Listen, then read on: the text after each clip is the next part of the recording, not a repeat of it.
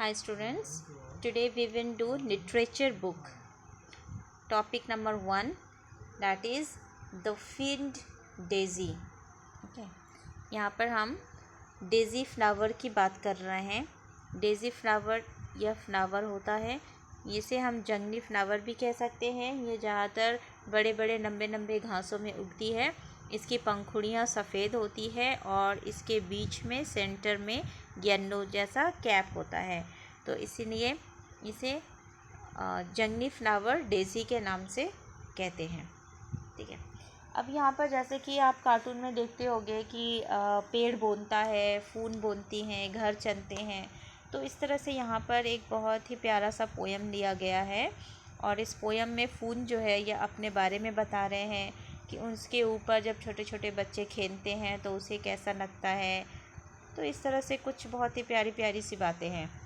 अब हम देखेंगे इसमें I am a pretty little things. यहाँ पर आई जो है ना, यह फ्लावर अपने लिए कह रही है कि मैं एक बहुत ही प्यारी सी सुंदर वस्तु हूँ, छोटी सी सुंदर वस्तु हूँ.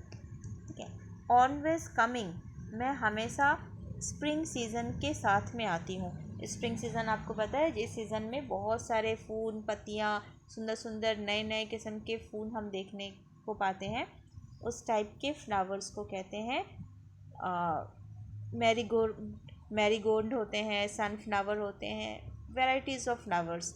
ये सारे फ्लावर्स हम स्प्रिंग सीज़न में ही देख पाते हैं. Now in the meadows means मैदान.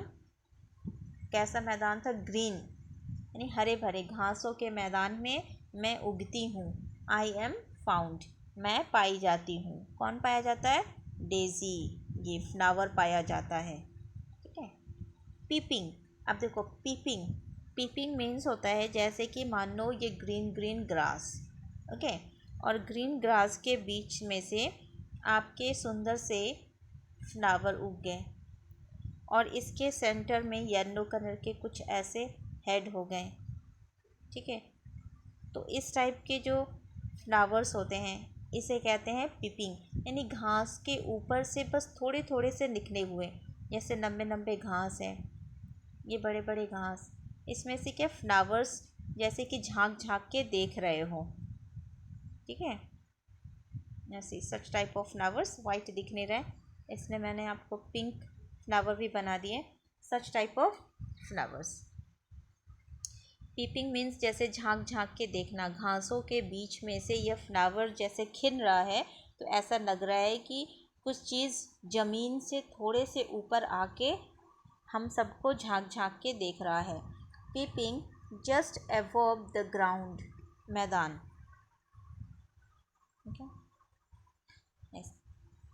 एंड माई स्टॉक यानी ये वाली जो डंठल होती हैं, फूलों की डंठल, और जो लंबे घास होते हैं उसके भी कुछ लंबे लंबे स्टॉक हो जाते हैं. तो उसे कहते हैं, जैसे कि जब हम हाथों में फ्लावर पकड़ते हैं तो उसकी डंटी जो होती है, डंठल, उसे कहते हैं stock. And my stock is covered flat, और मेरे जो फूल की डंटी होती है वह एक फ्लैट जैसा दिखती है. फ्लैट मीन्स चपटा. With a white and yellow hat.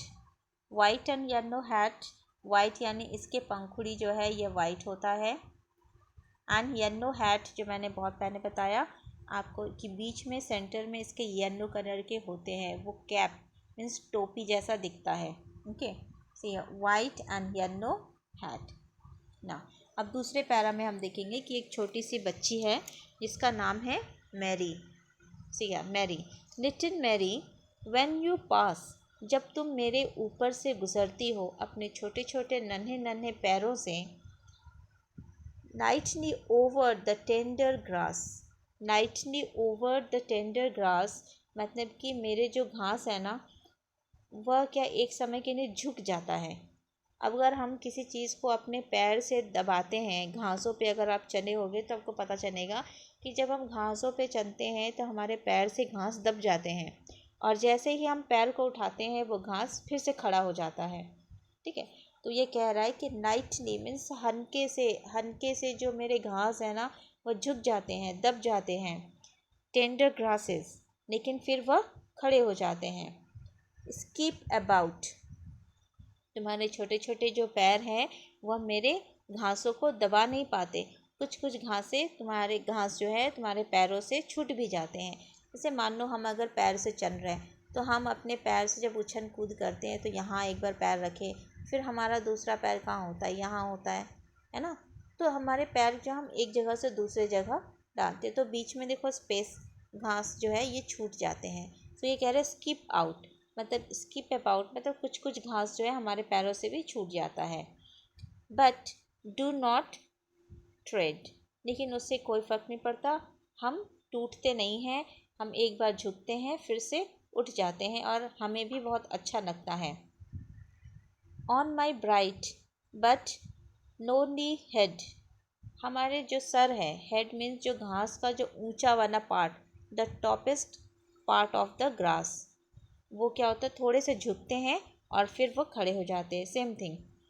For I always seem to say, इसीलिए मैं हमेशा देखता हूँ और कहता हूँ, श्योरली विंटर्स गॉन अवे, जब ये ऐसा चीज़ नहीं होता है कुछ भी, जब मेरे ऊपर छोटे बच्चे नहीं खेलते हैं, मेरे घास और फूल जब नहीं निकलते हैं, तब मुझे पता चलता है कि शायद स्प्रिंग चला गया है और विंटर अब आने को है। Surely winters gone away. Okay, so here I ends my topic. You will read this poem and try to learn it if possible.